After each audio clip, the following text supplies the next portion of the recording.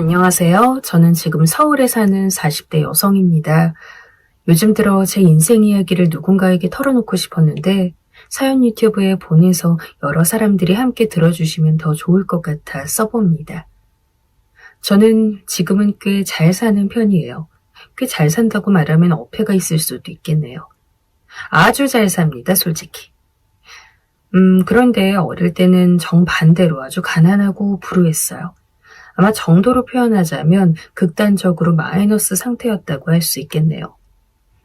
경제적으로도 아주 가난한 집이었어요. 사실 아빠가 교사셨는데 월급은 따박따박 받지만 그 돈을 제대로 집에 가져오지 않는 사람이어서 저희 집은 제대로 된 수입원을 가져본 적이 없었거든요. 그래도 아빠가 좋은 사람이었다면 그래도 괜찮았을 거예요. 하지만 정반대로 아빠는 계속 밖으로 나돌면서 너무너무 많이 바람을 피웠거든요. 여자 한 명도 아니고 다수를 데리고 놀면서 번갈아가며 바람을 피웠어요. 네, 그런 사람이 교사였답니다. 그런 주제에 학교에 나가 애들 가르쳤을 생각을 하면 어처구니가 없죠. 엄마는 원래 외가가 있었어요. 그런데 아빠가 그다지 질이 좋지 않은 청년이었고 그런 사람과 결혼한다고 하니 보수적이고 외골수였던 외할아버지가 노발대발하시면서 엄마와 연을 끊으셨다고 하더라고요. 그래서 엄마는 친정에마저 기댈 곳이 없었대요. 사실 외가댁도 그리 잘 사는 집은 아니었지만 그래도 비빌 곳이 있는 것과 없는 건 완전 다르잖아요. 결국 아빠가 아무리 바람 피우고 나쁜 짓을 해서 엄마가 힘들었어도 엄마는 참는 것밖엔 할 수 없는 상황이었던 거죠. 그렇게 힘들게 산 것만 기억이 나요. 그런데 제가 초등학교 고학년쯤 됐을 때 아빠는 어떤 상간녀 한 명을 데리고 나타났어요. 지금도 기억이 나요, 세상에. 정말 반지하방 그 좁은 곳에서 힘들게 살아가고 있는 엄마와 저희 앞에 여자 한 명을 데리고 나타났던 아빠 모습이요. 전 남동생하고 손을 잡고 있었고 엄마는 집에서 나오다가 충격을 받아 발걸음을 멈추셨어요. 야, 철수야, 너 이리 와라. 아빠가 갑자기 남동생을 부르셨어요. 동생은 그래도 남자라서 아빠한테 예쁨을 많이 받았기 때문에 아빠랑 친했거든요. 남동생은 엄마와 절 번갈아 보면서 머뭇거리더니 아빠에게로 달려갔어요. 아빠 옆에 있던 여잔 정말 예뻤어요. 빨간 입술에 곱게 기른 머리에 고생만 하신 우리 엄마랑은 완전 달라 보였죠. 하지만 아빠 팔짱을 끼고 서 있는 그 여자가 제 눈에 그렇게 고와 보일 리가 없었어요. 그 어린 나이에도 전 이미 그 여자가 아빠의 바람 상대라는 것도 알았고 저희 엄마의 적이라는 사실도 알았으니까요. 그 여자는 활짝 웃으면서 남동생을 보더군요. 저와 남동생은 나이 차이가 좀 나서 남동생은 그때 딱 초등학교 1학년이었어요. 어머, 귀여워요. 자기 닮았다. 내 아들이니까 뭐. 그리고 나 닮았으니 공부도 잘할 거야. 쟤랑은 다르게. 딸은 필요 없지 뭐. 상간녀가 저를 보면서 희죽거리며 웃었어요. 아빠는 저와 엄마를 번갈아 보더니 곧 어깨를 으쓱 하더군요.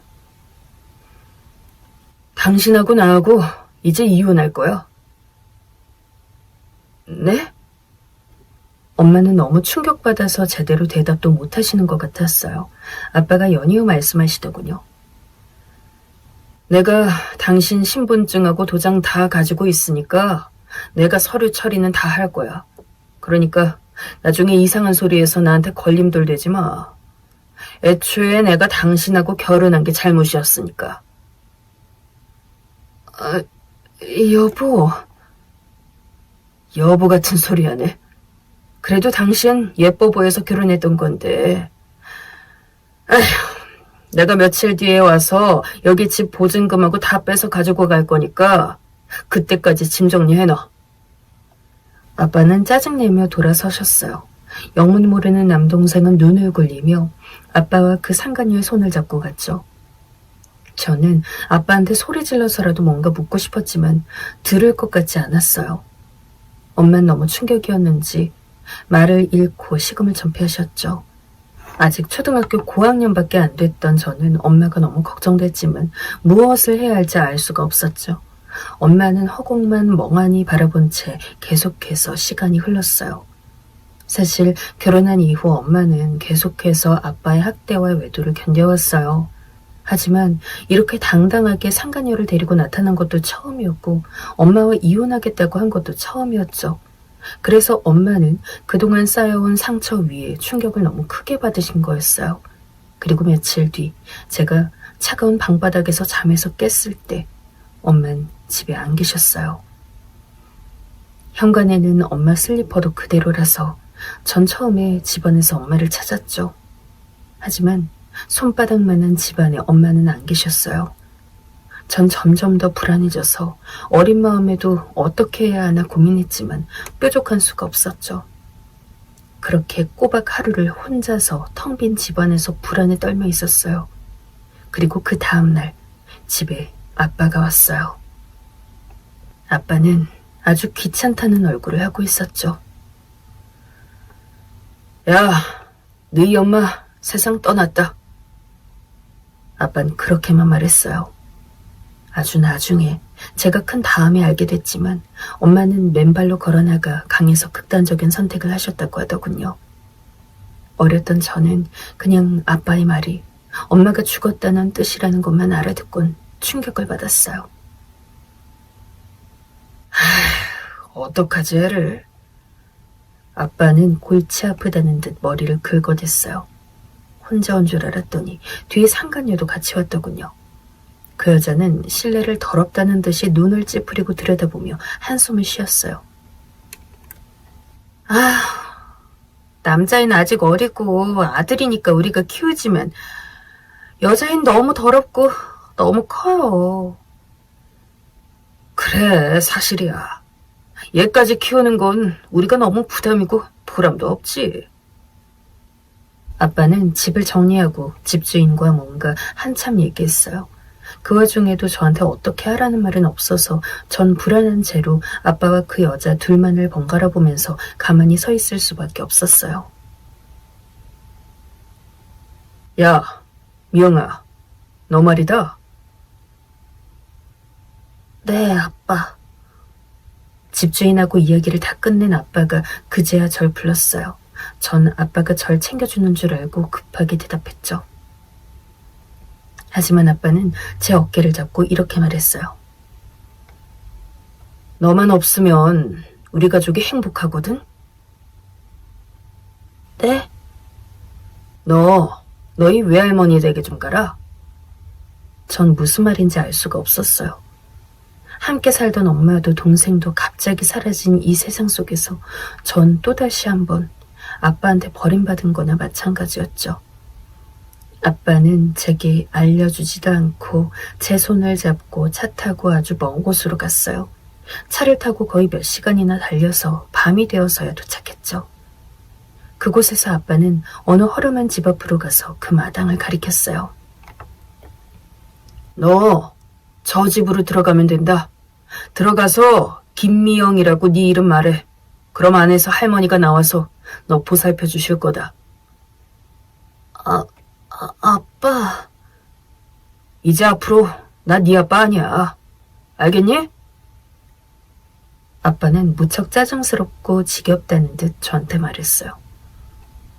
넌 이제 나한테 아빠라고 하면 안 돼. 난 이제 가정이 따로 있는 몸이고 이제부턴 제대로 된 가정을 꾸리고 살 거란 말이야. 너같이 실패한 가정의 아이는 나한테 아빠라고 부르면 안 돼. 알겠니? 하지만... 시끄럽다. 절대로 날 찾을 생각 같은 건 하지도 마라. 아빠는 그렇게 제 등을 밀어 어둡고 허름한 집 마당으로 들여보냈어요. 이미 너무 늦어서 어두컴컴한 밤인데 집은 나지막하고 낡아 있었죠. 어떻게 보면 마치 도깨비나 귀신집 같기도 했어요. 문과 창문으론 빛이 새어나오긴 했지만 전혀 생기는 없어 보였죠. 전 겁에 질려 뒤를 돌아보았지만 아빠는 이미 그 자리에 없이 빈자리만 있었어요. 너무 무서워서 어렸던 저는 오금이 저렸죠. 전 그래도 여기 계속 서 있을 수는 없다는 생각에 조심스레 걸어서 가다가 마당에 놓인 양철 대야를 차고서 깜짝 놀랐어요. 깡 하는 소리가 공기 중에 울렸죠. 누구야? 안에서 걸걸한 목소리가 들려왔고 문이 열리고 누군가 나타났어요. 저 김미영인데요. 저는 눈을 딱 감고 아빠가 하라는 대로 제 이름을 댔어요. 나타난 건 어떤 할머니였는데 그 할머니는 저를 자세히 보더니 세상에 하고 되뇌었어요. 그러다 깜짝 놀라 절 붙드셨죠. 아니, 너 왜 여기 혼자... 아유, 세상에. 그분이 제 외할머니였어요. 할머니는 너무 놀랐는지 절 끌어안고 황급히 집으로 들어가셨죠. 집은 바깥에서 보는 것만큼 허름했어요. 안에선 쾌쾌한 냄새가 심하게 났고 노인 혼자 사는 집 특유의 깔끔하지 못한 느낌이 가득했죠. 하지만 전 그래도 어른 한 명이 절 안아주었다는 사실 때문에 너무 고맙고 감사한 상황이었어요. 그래서 생전 처음 본 외할머니의 손을 꽉 잡고서 안 떨어지려 했죠. 할머니는 절 끌어안고 우셨어요. 생전 처음 절 봤지만 마치 본 적이 있는 것처럼 행동하셨죠. 너희 애비, 그 못된 놈한테 내 전화 연락은 받았다. 네 애미가 죽었다고 이미 장례까지 다 치렀다면서 전화를 했더구나. 아무리 우리 집하고 그 애가 인연을 끊었대도 죽은 소식을 이런 식으로 전하는 건 아니지. 정말 아니지. 외할머니는 숨을 제대로 쉬지도 못할 만큼 우셨어요. 저는 영문도 모른 채 할머니가 그렇게 우시니까 같이 눈물이 났죠. 게다가 할머니가 끝없이 저희 엄마 이름을 부르면서 우시니까 저도 저절로 엄마 생각이 났어요. 엄마는 왜 그렇게 가버리신 걸까? 날 이렇게 혼자 세상에 남겨두고. 그리고 왜 아빠는 남동생은 데려가면서 난 여기 둬버리고 가버린 걸까? 그 어린 나이에 생각이 정말 많아 미칠 것 같았어요. 할머니는 절 끌어안고 한참이나 우시다가 절 앉혀놓고 따뜻한 수정과를 내주셨어요. 그러면서 한참이나 어떻게 말해야 할지 고민하시더니 저한테 이것저것 이야기를 풀어놓으셨죠. 너희 애비가 다른 여자랑 살림 차린 건 나도 안다.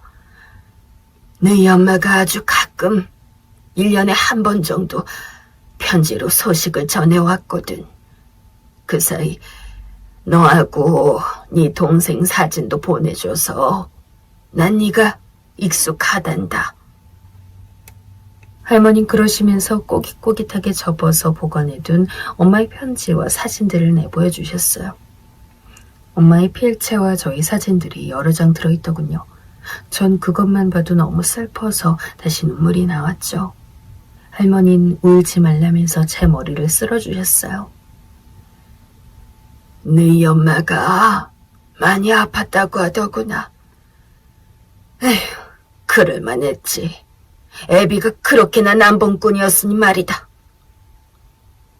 할머니는 아무래도 엄마가 아파서 돌아가셨다고 아시는 것 같았어요. 아마 아빠가 그렇게 전달했겠죠. 하지만 아무리 어린 나이여도 할머니한테 엄마가 자살했다고 알려드릴 수는 없었어요. 그게 얼마나 외할머니에게 상처였겠어요. 그 후 전 할머니 댁에서 자랐어요. 외할아버지는 몇 년 전 돌아가셨고 사실 외할아버지가 돌아가신 이후 외할머니가 엄마한테 집으로 오라고 했지만 엄마는 외가에서 절연당했던 상처가 너무 커서 그러고 싶지 않다고 하셨나 봐요. 할머니는 딸이 그렇게 가버린 것에 대해 너무 가슴 아파하셨죠. 그리고 저를 그 대신으로 여기시는 것처럼 정말 소중하게 대해주셨어요. 사실 저희 엄마도 아빠가 바람 피우고 힘들게 하셨기 때문에 거의 1년 중 360일 정도는 힘들고 지쳐 있으셨거든요. 저와 남동생을 정말 사랑하셨지만 그래도 지친 상태에선 아무런 힘도 나지 않는 게 당연하잖아요. 그래서 그렇게 막 애정을 받거나 하지 못했어요. 게다가 제 밑으로 나이 차이가 제법 나는 동생까지 있었으니까요. 하지만 할머니 댁으로 온 뒤 저는 혼자 할머니의 사랑을 독차지했어요. 외할머니는 남동생을 아빠가 데려갔다는 말을 걱정하셨지만 딸인 제가 왔다는 것에 대해선 전혀 아쉬워하지 않으셨죠. 도리어 여자아이들이 살갑고 예쁘다면서 더욱 절 사랑해 주셨어요. 외할머니 댁은 시골이었지만 그래서 더 제가 적응하긴 좋았어요. 전 엄마와 함께 살면서 도시 학교에 다니면서 주위 친구들과 너무 생활 격차가 커 제대로 친구를 사귀지 못했거든요. 하지만 이 시골에서 중요한 건 제가 누구 댁 손녀냐였지 뭐 돈이 있냐 없냐가 아니었어요. 전 저희 할머니의 손녀였고 할머니는 이곳의 터줏대감과 다름없어서 다들 절 예뻐해 주셨거든요. 그래서 저는 불과 얼마 지나지 않아 다시 뛰어다니며 동네 친구들과 잘 놀게 되었어요. 비록 외가인 돈도 별로 없고 할머니 혼자 벌어서 절 키우셨지만 그래도 행복하기만 했죠. 외할머니는 텃밭에서 채소를 가꾸고 나무를 뜯어다 시장에 내다 파셨어요. 버스를 타면 30분 정도 나가 읍내에 도착하고 거기서 열리는 장에 채소를 파셨던 거죠. 전 심심하면 할머니 뒤를 따라 그 장에 가서 이것저것 구경했고 할머니 옆에 앉아 장사하시는 것도 구경했어요. 아유, 할매 왔어? 그래. 오늘 채소도 상태 좋으니까 사가요. 장에는 할머니와 친한 상인분들도 여러 계셨어요. 그 근처 식당 주인분 중 한 분이 할머니의 단골이기도 했는데 갈 때마다 그 집에 가서 밥을 먹었죠. 식당 자체는 작았는데 정말 맛있게 국밥을 끓여내는 집이었어요. 단지 그 집은 자식이 없어 걱정이라는 말을 듣기도 했죠. 중학생이 되었던 저는 그 국밥이 너무 맛있어서 혹시 집에서도 끓여 먹을 수 있을까 싶어 끓이는 법을 여쭤봤어요. 아주머니, 혹시 이거 어떻게 끓이는 거예요? 그건 왜 묻니? 우리 할머니가 가끔 아프시면 이 국밥 드시고 싶다고 해서요. 집에서 끓여드릴 수 있을까 해서요. 할머니는 연세가 많았기 때문에 자주 아프셨어요.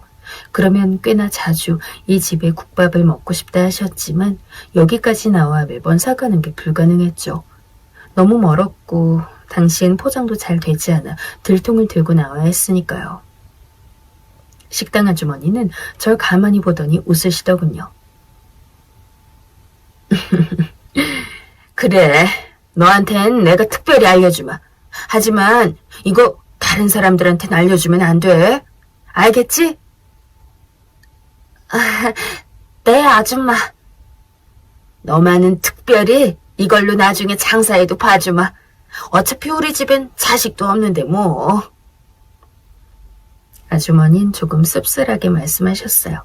당시 아직 중학생이었던 전 그게 무슨 말씀이신지 잘 몰랐죠. 그날부터 전 장애 할머니를 따라 나갈 때마다 식당에 가서 국밥 끓이는 법을 배웠어요. 생각보다 되게 본격적으로 가르쳐 주셔서 어렸던 전 따라가기가 사실 힘들었거든요. 식당 아주머니는 저희 할머니한테 식당에서 저한테 음식 가르쳐 준다고 말씀하셨고 할머니도 좋아하셨어요. 저도 요리가 제법 재미있었고요. 그래서 배우다 보니까 어느새 견습 요리사 비슷하게 되어 있더군요. 일을 시키시는 건 아니고 그냥 가르쳐 주시는 거였는데 식당 아주머니가 간혹 용돈도 쥐어주셨고요. 그 약간의 용돈이 얼마나 기쁘고 고맙던지요. 할머니 선물도 사드릴 수 있고 저 먹고 싶은 것도 먹을 수 있다는 그 기분이 너무 좋았어요. 그렇게 즐거운 세월이 흘러갔어요. 하지만 할머니는 너무 연세가 많으셨고 제가 고등학교 졸업하기 전에 돌아가셨죠. 전 또다시 혼자가 된 거라 정말 너무 슬프고 힘들었어요. 그 사이 정이 많이 든 식당 아주머니가 오셔서 장례를 도와주셨고 슬픔에 젖어있는 절 북돋아 주셨죠. 너 이러고 있으면 안 된다. 제대로 학교 졸업하고 그 다음에 네가 잘 살 수 있는 방법을 찾아야지. 네, 아주머니. 감사해요. 아주머니 도움 덕분에 전 간신히 학교를 졸업했어요. 졸업 후에도 식당 아주머니가 시골집에 있지 말고 읍내에 나오라고 권유해 주셨죠. 너 거기서 그러고 있으면 계속 주저앉고 싶어질 거야. 그러니까 나오렴. 아니, 읍내가 아니라 아예 도시로 나가도 괜찮겠다. 내가 도시에 아는 사람이 있으니까 거기 가게 가서 일 좀 하다가 배워서 네 가게 차리는 게 어떻겠니? 아주머니의 호의는 정말 감사했어요. 이 세상 기댈 곳 하나 없는 저한테 이런 분이 나타나 주셔서 정말 다행이었죠. 아주머니가 아니었다면 전 그냥 외가에 머물면서 시골 생활에 만족해 혼자 살았을지도 몰라요. 전 아주머니의 말씀대로 소개해 주신 도시에 가기로 나갔고 거기서 일자리를 얻어 일하기 시작했어요. 당연히 10대 시절 식당 아주머니한테 일을 배웠으니 일을 잘할 수밖에 없었죠. 도시 식당의 주인은 아저씨였는데 그 주인 아저씨가 절 무척 마음에 들어 하셨어요. 넌 정말 크게 되겠다. 일 정말 잘하고. 어린애가 솜씨가 어쩜 이렇게 좋니? 아저씨는 식당 경영에 필요한 부분들을 많이 알려주셨고 덕분에 전 식당 일을 쉽게 배워나갈 수 있었어요. 애초에 10대 때 이미 많이 배운 상태였는데 그 이후 더 많이 배울 수 있어 감사했죠. 게다가 도시에서 하는 식당은 또 달랐으니까요. 거기서 거의 3, 4년 일하고서 저는 주인 아저씨의 권유에 따라 근처 시장에 작은 가게를 하나 냈어요. 사실 20대 초반 아가씨가 시장에 식당을 낸다니까 다들 너무 놀라시더군요. 하지만 주인 아저씨는 장사 시작할 거라면 빨리 네 장사를 시작해야 한다면서 적극적으로 추천해 주셨고요. 아직 모은 돈이 모자랐을 때 선선히 돈을 빌려주시기도 했어요. 덕분에 전 아주 어린 시절에 제 가게를 열었고 제 장사를 시작했죠. 당시 시장에 연 제 가게는 진짜 작고 보잘것없는 곳이었는데 그래도 제가 솜씨가 제법 있는 편이라 많은 손님들이 와주셨어요. 국밥을 팔았는데 읍내 식당 아주머니의 솜씨를 이어받은 것을 팔았었죠. 가게는 제법 번창했어요. 가게를 하면서 식당에 야채 배달하러 오던 청년과 서로 사이가 좋아져 20대 후반엔 결혼도 했고요. 가게가 번창하기 시작하니까 이게 속도가 무섭더군요. 제가 결혼할 당시엔 가게를 옮겨 상당히 큰 건물 1층을 전부 다 사용했고 맛집으로 제법 소문이 난 가게가 되어 있었어요. 사실 사업이라는 게 그렇잖아요. 저도 모르는 사이 쑥쑥 자라 매출도 상상하지 못할 속도로 자라나곤 해요. 제 가게가 그랬어요. 처음엔 그저 먹고 살기만 하면 좋겠다. 내가 가진 재주가 그거밖에 없으니 그냥 이걸로 평생 살 수 있으면 좋겠다 정도의 생각으로 시작했는데 읍내 식당 아주머니에게서 배우던 국밥이 그렇게 잘 팔릴 줄 상상이나 했을까요? 저는 그래서 국밥 한 가지를 주력으로 미는 방식으로 가게를 키워나갔어요. 젊은 여자 사장이 하는 시장 국밥집으로 소문도 나서 텔레비전 프로그램 출연도 했죠. 남편하고 결혼한 뒤 남편이 그러더군요. 당신 가게 진짜 사업으로 키워볼 생각은 없어? 사업? 지금도 가게 하고 있잖아. 그거 말고 프랜차이즈로 해보자는 거야. 프랜차이즈? 그러고 보니 남편 말이 제법 끌리더군요. 프랜차이즈를 하거나 아님 직영지점을 내자는 거였어요. 나쁘지 않겠더라고요. 물론 일이야 엄청나게 많아지겠지만요. 그래서 남편이 사업을 전적으로 도맡아 일을 진행했어요. 그 결과 전 서울에 직영점을 3개 내게 되었고 모두 맛있다고 입소문난 덕분에 더욱 바빠졌죠. 아이도 낳을 생각을 하지 못한 채 30 중후반쯤 낳자고 말만 하고서 저희 부부 모두 눈코 뜰 새 없이 일만 하는 나날이 계속되었어요. 저희가 상당히 그때 떠오르는 맛집으로 자리를 잡고 있었거든요. 그래서 처음에 방송 나갈 땐 그냥 지역 민영방송 정도의 인터뷰를 나갔는데 나중엔 공중파에서 저희 집에 취재도 오고 방송 출연 배경으로 섭외도 오고 그랬어요. 저도 가게 홍보를 위해 기꺼이 방송에 출연했고요. 그렇게 바쁜 나날을 지낸 뒤 얼마 시간이 흘렀을까요? 30 초반이 되어 이제 어엿한 회사 대표가 된 저에게 전화 한 통이 걸려왔어요. 처음엔 아예 모르는 번호라 누군지 몰랐어요. 그런데 나이 먹은 남자가 제 이름을 대면서 그 전화 맞냐고 하더니 갑자기 목소리를 떨며 울더군요. 누구신데 그러세요? 나, 네 아빠다. 애비야. 네? 전 귀를 의심했어요. 아무리 뻔뻔해도 아빠가 저한테 전화할 거라고는 생각도 못했거든요. 대체 어떻게 제 전화번호를 알아낸 건지도 의심스러웠는데 저한테 연락할 낯짝이 있다니 진짜 상상 외였어요. 우리 딸 보고 싶었다. 뭐라고요? 내 딸아, 아빠 용서해다오. 아빠는 흐느끼면서 절 불렀어요. 제가 마지막으로 봤던 그 철면피 같던 모습과 너무 다르게 감성적으로 울먹여서 전 정말 이해할 수가 없었죠. 아니, 사실 전화통화가 길어지면서 아빠의 의도는 당연히 이해했어요. 이 사람이 나한테 뭐 바라는 게 있구나. 하지만 그걸 머리로 아는 것과 갑자기 연락해서 울먹이는 아빠의 목소리를 듣는 것과는 완전 다르잖아요. 제가 제대로 대답도 하지 않고 듣고만 있자 아빠는 더듬거리며 말을 이었어요. 내가 너 잘 돼서 갑자기 연락했다고 생각하지 마라. 물론 방송에서 네 모습 보고 연락한 건 맞다. 하지만 말이다. 아빠가 너한테 돈 탐내서 연락할 정도로 쿵하지 않어. 아빠는 이제 교감이 되었단다. 절대 돈 쿵하지 않어. 아빠는 변명을 하듯 말했어요. 진짜 웃기는 일이었죠. 인생을 그렇게 살아온 사람이 애들 가르치는 학교의 교감이라뇨. 저는 가만히 듣고만 있다가 물었어요. 지금도 그 여자랑 사세요? 그 여자? 너희 새엄마 말이구나. 아빠는 정말 숨쉬듯 자연스럽게 그 여자를 제 새엄마라고 불렀어요. 저는 좀 어이가 없었는데 그냥 놔두면 안 되겠더라고요. 너희 새엄마 지금도 나랑 같이 살지. 이 동생도 같이 잘 살고 있단다.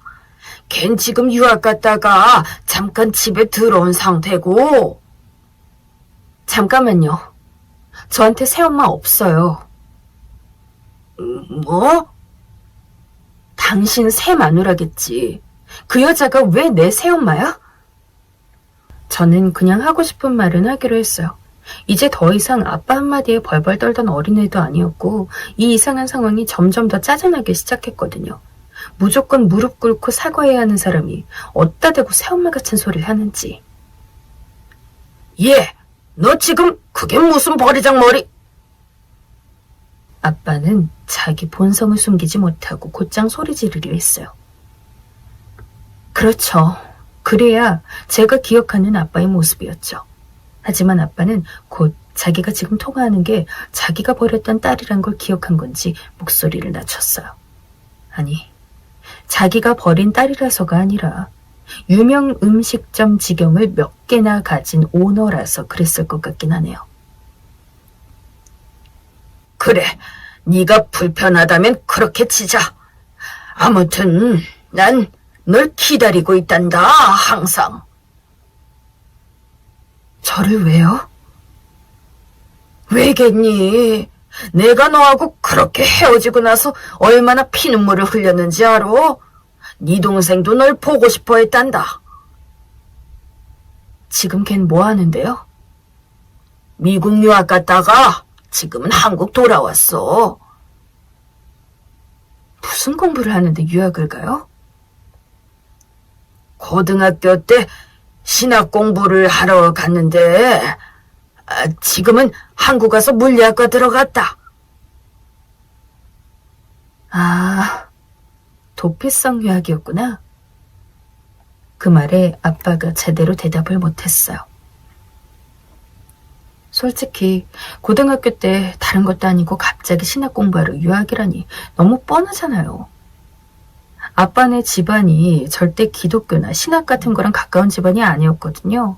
서로 뻔히 아는 사정인데 그런 소리를 하니 더 우스웠어요. 그런 건 아니고 그냥 사정이 있었다. 요즘 걔 많이 말썽 부려요? 전보단 좀 나아졌다. 그러니까 누나인 네가 좀 와서 애 달래주렴. 뒷바라지도 좀 해주면 더욱 좋고. 뒷바라지요? 그래, 우리도 이제 늙어서 노후 걱정도 되고 그렇구나. 아빠는 전에 들어본 적 없이 부드러운 말투로 정말 전에 들어본 적 없는 개소리를 늘어놨어요. 전엔 그래도 양심은 없을지언정 이렇게까지 설탕 발림을 가장한 개소리를 하진 않았는데 나이 먹으면서 더 나빠진 것 같았죠. 그래서 저는 아빠가 어느 학교에 재직하는지 정도만 물어보고서 전화를 끊었어요. 아빠는 어떻게든 남동생과 같이 와서 절 만나고 싶다면서 말하는데 되게 우습더군요. 어느 초등학교 교감으로 근무하는 남자가 20년 전에 버린 딸한테 전화해서 이제 너 돈 많이 버니까 자기네들 노후와 동생 뒷바라지를 책임지라니. 누굴 동네 호구로 알아도 분수가 있죠. 전 가만히 돌아가신 엄마를 떠올렸어요. 그때는 저도 너무 어려서 엄마를 이해해 줄 수도 안아줄 수도 없었죠. 그게 지금 생각해도 참 가슴 아파요. 엄마를 안아줄 누군가 한 명만 더 있었더라도 엄마가 그렇게 가진 않았을 텐데 말이죠. 아니, 그보다 아빠라는 저작자를 만나지 않았다면 엄마의 인생이 그렇게 망가지진 않았을 거예요. 전 도저히 참을 수가 없더군요. 그래서 전 일단 아빠를 만나보기로 했어요. 먼저 만나봐야 제가 뭘 할지 알 수 있을 테니까요. 다시 전화해서 만나자고 하니까 아빠가 뜰 듯이 기뻐했어요. 속으론 욕지기가 나왔지만 사업하면서 그 정도 감추는 건 일도 아니게 되었기에 전 평범한 얼굴을 하고 아빠네 가족을 만났어요. 만나기로 한 카페 앞에서 제가 차에서 내리는데 마침 그때 카페로 들어가려던 아빠가 절 알아보더군요. 아빠는 제가 내린 차를 보면서 눈을 빛냈는데 너무 탐욕스러워 보였어요. 당연히 사업이 잘 되니까 저야 좋은 차 타죠. 그런데 그게 마치 자기 차라도 되는 것처럼 눈을 굴리면서 훑어보는 게 너무 싫었어요. 좋은 차 타는구나. 역시 방송 나올 만큼 식당도 크게 한다더니. 네, 뭐 그렇게 됐어요. 전 그냥 아빠만 만나려 했는데 뻔뻔하게도 그 상간녀와 남동생까지 같이 나왔더군요. 상간녀는 마치 자기가 저 어릴 때 했던 일들을 기억 못하는 것처럼 아주 자유롭고 다정한 미소를 띠고서 남동생 손을 잡고 있었어요. 전 멀거니 남동생 얼굴을 바라보았죠. 남동생은 그 사이 완전 다른 사람이 되어 있었어요. 문신에 피어싱이 완전 양아치더라고요. 그러면서 밖에선 제 차만 뚫어져라 보면서 저한테 그러는 거예요. 누나, 나 기억하지? 나 보고 싶지 않았어? 그래, 기억하지. 나도 돈 많은 누나 가진 덕 좀 보자. 아빠 너무 돈 못 벌어서 짜증나. 너 대체 무슨 소리냐? 그렇잖아요. 뭐 하고 싶은 거 하나도 제대로 못하고. 남동생은 완전 인간 쓰레기로 키워진 것 같더군요. 가만 돌아가는 꼴을 보니 상간녀는 임신을 할 수 없는 몸이라서 그나마 남동생 있는 걸 데려다 키웠는데 자기가 아이를 못 낳으니까 골치가 아파도 쫓아내질 못한 것 같았어요. 상간녀 얼굴은 일그러지고 아빠도 남동생을 우라통 터지는 얼굴로 보았죠. 전 물끄러미 그 가족을 바라봤는데 정말 어처구니가 없더군요. 자녀분 때문에 마음고생이 심하시겠어요. 아, 그래. 거리감을 한껏 둔 제 말투를 알아채고 아빠가 어색하게 웃더군요. 자녀분이라니. 네 동생이잖니. 난 네 아빠고.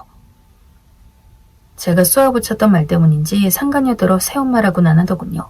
그나마 지금 이 사람들이 날 보러 온 게 제 돈 때문이라는 걸 잘 아는 입장에선 다 똑같았지만요. 한동안 어색한 침묵이 흘렀어요. 전 그다지 그쪽과 하고 싶은 얘기는 없었고 그냥 관찰하는 게 목적이었거든요. 대신 아빠와 상간녀는 저한테 관심이 많은 모양이더군요. 가만 수다 떠는 꼴을 보니 아빠는 초등학교 교감으로 상간녀는 아주 고고하고 우아한 사모님으로 사는 모양이었어요. 상간녀는 게다가 동네 교회에서 권사인지 집사인지 아무튼 감투를 쓰고 있는 모양이더군요. 어찌나 꼴불견이던지. 남동생은 제가 좋은 차를 타고 돈이 많다고 하니 그 덕을 어떻게든 보려는 양아치일 뿐이었고요. 그래서 저는 그냥 별 볼 일 없다 싶어 나와버렸어요. 일단 알아야 할 정보는 모두 알았다고 느껴졌거든요. 아빠가 당황해서 절 쫓아오고 연락하려 했지만 전부 차단해버렸어요. 전 사람을 사서 그 주 주말 밤에 아빠가 교감으로 있는 학교의 앞에 현수막을 걸라고 했어요. 제가 지시하는 걸 들은 사람들이 의아한 표정으로 있다가 말하더군요. 저 대표님, 그거 그렇게 하시면 명예훼손으로 고소당해서 벌금형 나올 수도 있는데요. 벌금이요? 뭐 내죠. 전 아무렇지도 않았어요. 고소하려면 하라고 하죠. 제 쪽은 아예 법인에 거래하는 로펌도 따로 있는 입장인데 무섭긴커녕 가렵지도 않으니까요. 그리고 뭐 벌금? 그 정도야 얼마든지 내줄 수 있었죠. 아빠와 상간녀, 그 둘을 엿먹일 수만 있다면요. 그리고 그 다음 주 월요일 저는 일부러 아침에 그 초등학교 앞에 차를 대고서 숨어서 지켜보았어요.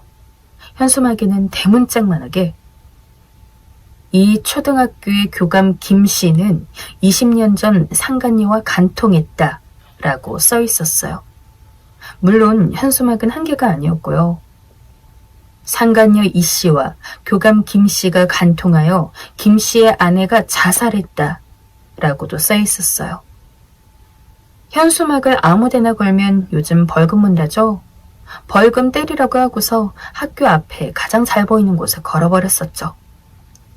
아이들 등교 시간이 다가오고 사람들이 출근을 하면서 그 길을 걸어가며 현수막을 보고는 깜짝 놀라 수군대기 시작했어요. 현수막 또 하나에는 아빠의 얼굴과 상간녀의 얼굴도 아주 거대하게 걸어놓았거든요. 그리고 당연히 상간녀가 다닌다는 교회 이름도 걸어놓고 거기에 상간녀 이름도 같이 써두었고요. 어떻게 해도 빠져나갈 길은 없었죠. 전 기분 좋게 사람들이 수군대며 지나가는 꼴을 지켜봤어요. 그리고 아이들을 데리고 등교시키는 엄마들이 화들짝 놀라서 손가락질하는 것도 보았고요. 아빠는 나름 교감이라 그런지 출근이 제법 늦더군요.